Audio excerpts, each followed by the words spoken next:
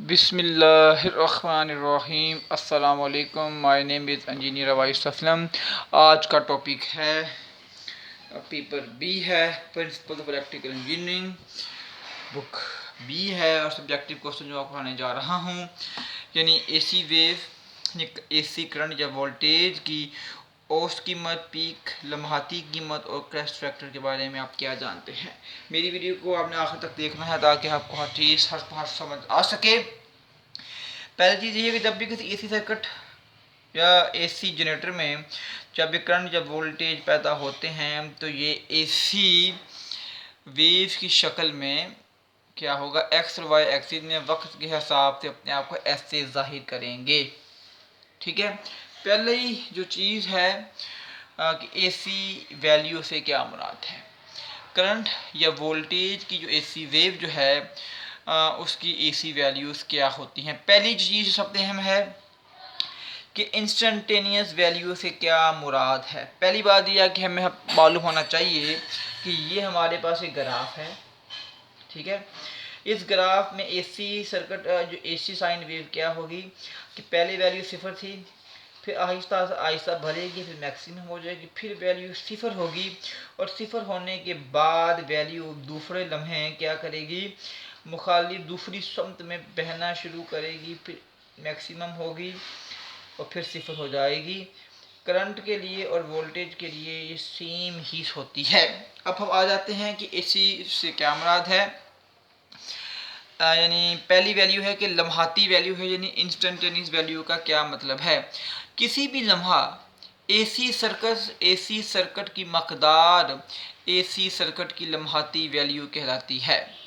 यानी ये हमारे पास पूरा एक ग्राफ है, इसमें है किसी भी लम्हा एसी जो मकदार है करंट या वोल्टेज की, उसकी लम्हाती वैल्यू किसी भी लम्हा, किसी भी इंस्टेंट, किसी भी मोमेंट में एसी की मकदार एसी की लम्हाती वैल्यू कहलाती है। इसे हम लम्हाती करंट यानी आई से और लम्हाती वोल्टेज वी से जाहिर करते हैं।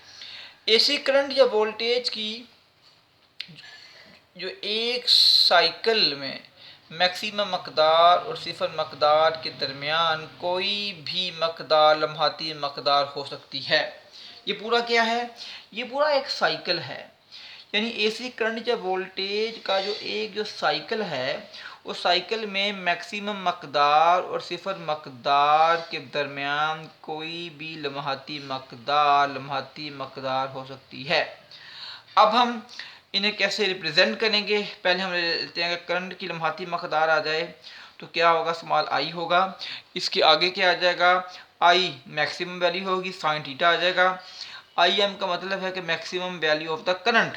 आगे आ जाएं, वोल्टेज की जो इंस्टेंटेनियस मकदार यानी वोल्टेज की इंस्टेंटेनियस वैल्यू क्या होगी, स्मॉल वी आ गया, बड़ा वी एम साइन थीटा, यानी वी एम क्या है, maximum value of the voltage और साथ हमने साइन थीटा लगाया हुआ है साइन वेव की वजह से।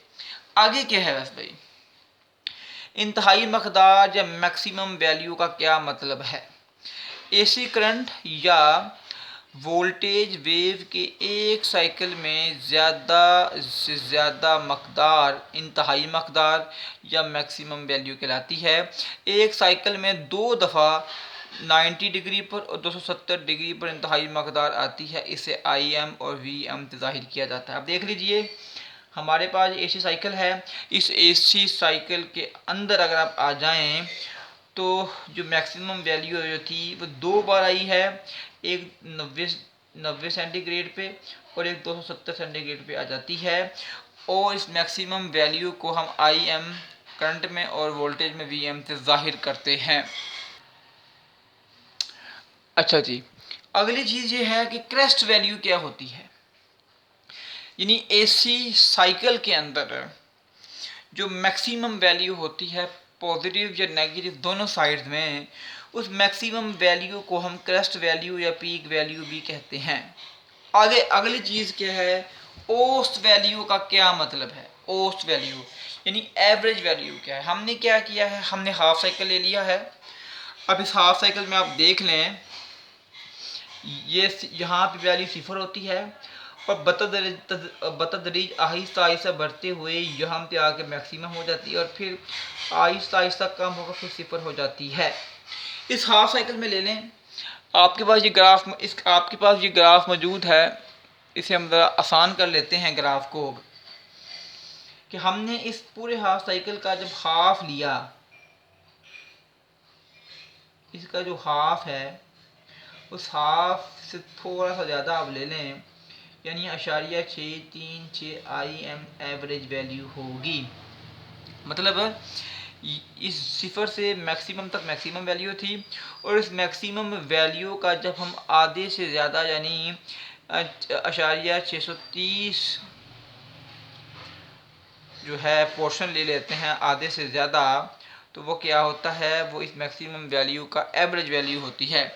अगर इंतहाई वैल्यू के 0.636 हिस्से को लिया जाए तो ये औसत मकदार या एवरेज वैल्यू होगी। यानी हमने करंट में मैक्सिमम वैल्यू का 0.636 हिस्सा ले लिया, ने मल्टीप्लाई कर लिया। इसी तरह वोल्टेज Vm को मल्टीप्लाई किया 0.636 से, यानी Vm का आधा लेके आधे से थोड़ा सा ज़्यादा हमने लिया, तो ये वोल्टेज की एवरेज वैल्यू आ जाती है।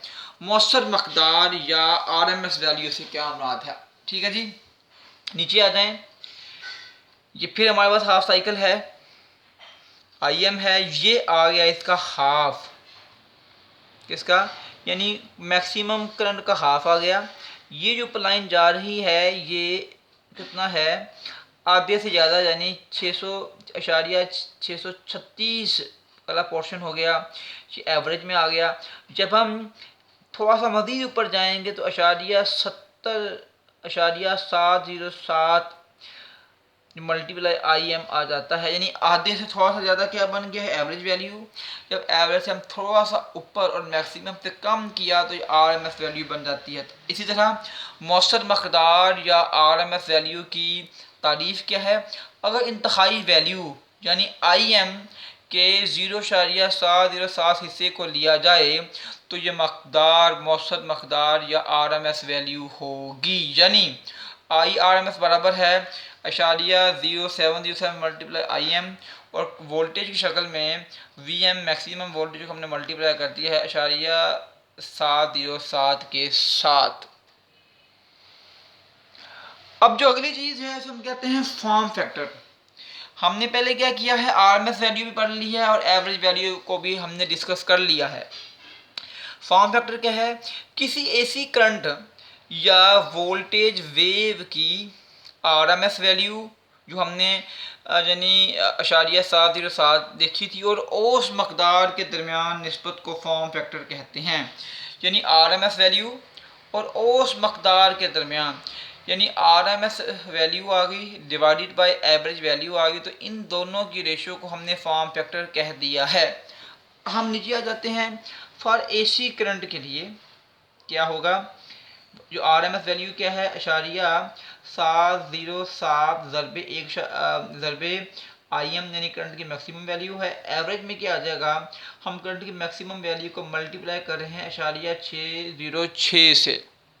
ठीक है, तो कितना रेशो क्या आ गई है इसकी, 1.11, यानी AC वेव का फॉर्म फैक्टर की रेशो जो है 1.11 होती है। इसी तरह फॉर AC वोल्टेज के लिए आ जाए तो फॉर्म फैक्टर है RMS वैल्यू में क्या आ जाएगा कि हम मैक्सिमम वोल्टेज को मल्टीप्लाई कर रहे हैं 0.770 से, और इसी तरह एवरेज वैल्यू को मल्टीप्लाई कर रहे हैं 0.606 से, तकसीम किया 1.11 फॉर्म फैक्टर आ जाता है। आगे है जी पीक या क्रेस्ट या एम्पलीट्यूड फैक्टर की तारीफ करें। पीक हो गया, मैंने कहा था कि पीक, क्रेस्ट या एम्पलीट्यूड फैक्टर से सारे। अब इसकी तारीफ क्या होगी, किसी AC करंट या वोल्टेज वैल्यू की पीक वैल्यू और RMS वैल्यू के दरमियान निस्बत को पीक फैक्टर, क्रेस्ट फैक्टर या एम्पलीट्यूड फैक्टर कहते हैं।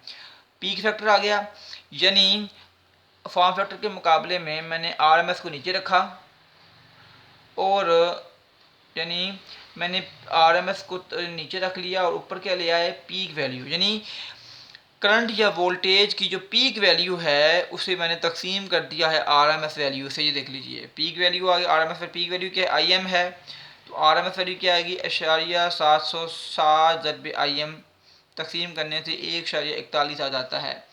फॉर एसी वोल्टेज के लिए पीक वैल्यू वीएम है, आरएमएस वैल्यू होगी 707 वीएम तकसीम करने से इसका जो पीक फैक्टर जो है 1.414 आ जाता है। अच्छा जी, आगे शॉर्ट आंसर्स आगे हैं कि थ्री फेज के फ़वाइद बयान करें। थ्री फेज का फ़ायदा क्या है कि एक ही फ्रेम साइज से ज़्यादा क़ुव्वत हासिल होती है।